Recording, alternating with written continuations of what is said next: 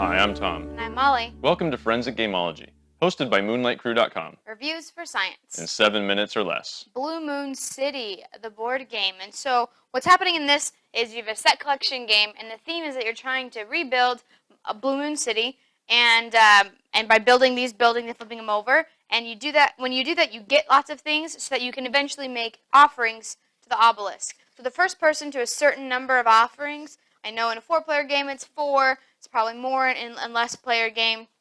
To get your little cubes on here, you're trying to do that. So you're trying to get crystals in order to do that, because that's how you get your cube on the board. Is a certain number of crystals listed, 7, 8, 9, 10, 11, and then the highest is 12. So as the game goes on, it gets harder to get the crystals. And so what you're going to be doing is you're going to be on the board, and you're going to be moving around. You can move 2 spaces, unless you have a card that lets you move otherwise.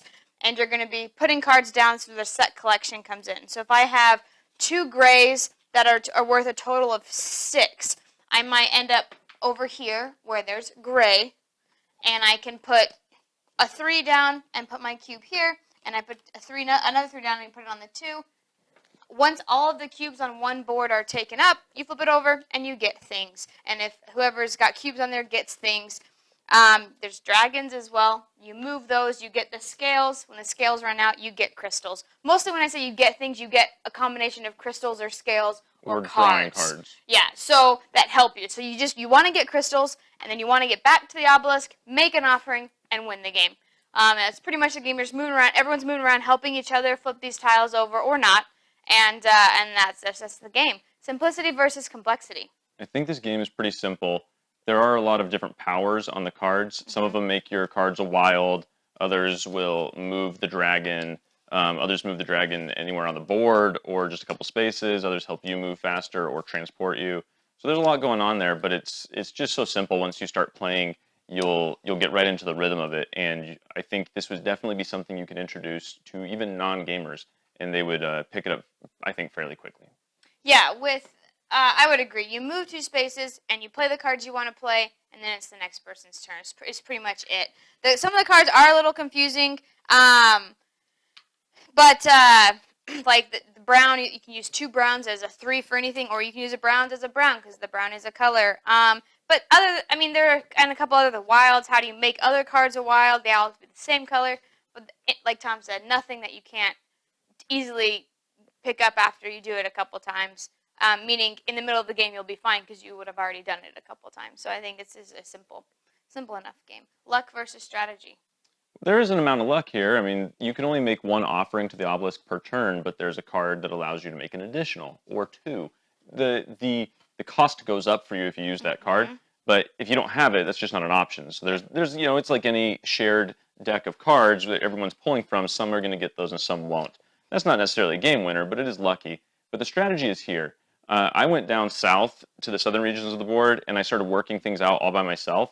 The other 3 players, just in our latest game, came up here to the north and started working, not together, but on the same tiles, and they just started scoring a lot of crystals, and I did not. And I got quite a few things done down here by myself.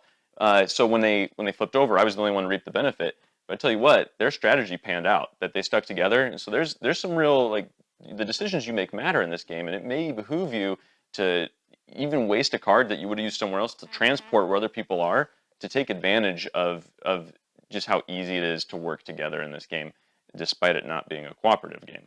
So I think there's a pretty balanced mix of luck and strategy. I think this game does have luck. Anytime you have cards and you're drawing cards, there's going to be an amount of luck, especially with added powers. I think there's a huge amount of strategy, though, because like Tom said, when are you going to complete a city that someone else is going to get the biggest benefit for, but you're going to get some benefit? You're going to get 5 crystals and they might get 8. When are you going to go off on your own? When are you going to use a transport card? So I do think there's a lot of strategy in flipping these tiles over.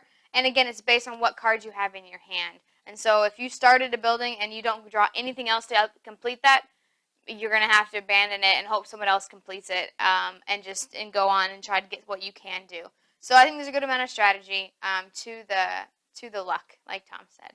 Fun versus boring. I think this game is fun. I do enjoy it. It's a quick game. I mean, 30 to 45 minutes, I would say. If you've got fast players, if you've got a lot of AP players, not so much as any game.